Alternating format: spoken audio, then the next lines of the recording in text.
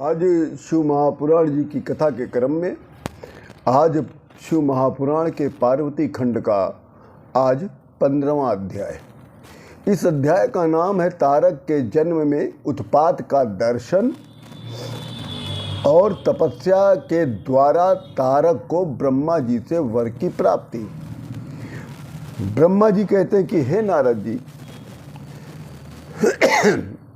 तदंतर वारांगी ने आदरपूर्वक गर्भ को धारण किया और समय आने पर एक महाबलवान विशालकाय पुत्र को जन्म दिया। जिस समय ये पुत्र का जन्म हुआ उस समय तीनों लोक में महान अनिष्ट सूचक उत्पात होने लगे। इतना अनिष्ट कारक सूचक था कि देवताओं की मूर्तियां स्वतः रोने लग गईं और अपने स्थान से वो मूर्तियां हटने भी लग गईं। ऐसा अनिष्ट कारक सूचक था कि मानो प्रलय न हो जाए। हे नारद, कुछ समय बाद प्रजापति ने वज्रांग और वारांगी के पुत्र का नामकरण किया। उसका नाम तारक रखा।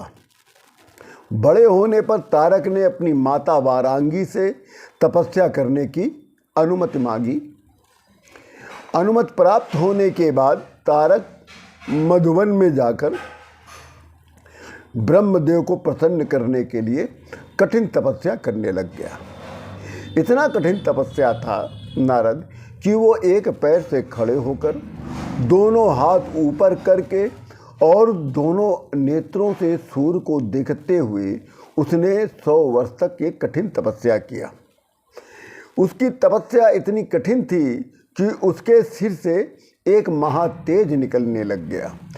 वो महान जो महातेज था वो महान उपद्रव का सूचक था।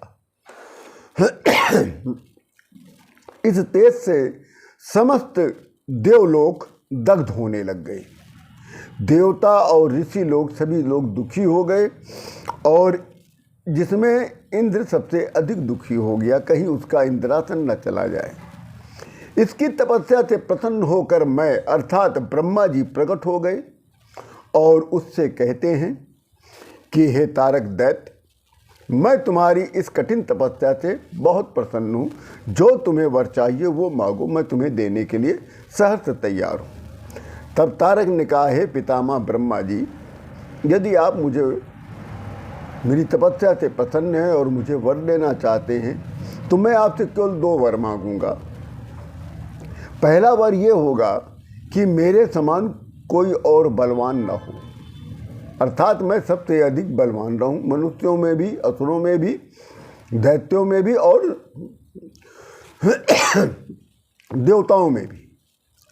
दूसरा वर यह है कि मेरी मृत्यु शिव जी के वीर से उत्पन्न पुत्र जो देवताओं का सेनापति हो उसी के हाथों से हो। ये दोनों वरदान यदि आप मुझको दे सकते हो तो दीजिए। तब ब्रह्मा जी ने प्रसन्न होकर उसे वरदान दिया और वरदान देकर ब्रह्मा जी वहीं पर अंतर ध्यान हो गए। वरदान पाकर तारकासुर अपने धाम शोणितपुर चला आया। वहाँ पर दैत्यों के गुरु शुक्राचार्य ने तारकासुर को त्रैलोक्याधिपति पद पर उसका अभिषेक कर दिया। तदंतर तारकासुर शासन करने लग गया। समस्त देवताओं को, ऋषियों को पीड़ित करने लग गया। वो देवताओं और इंद्र को जीत लिया। उनके समस्त राज्य, उनकी सेना को अपने अधीन कर लिया और इस तरह देवताओं और इंद्र और ऋषि मुनियों को पीड़ा पहुंचाते हुए वो शासन करने लग गया।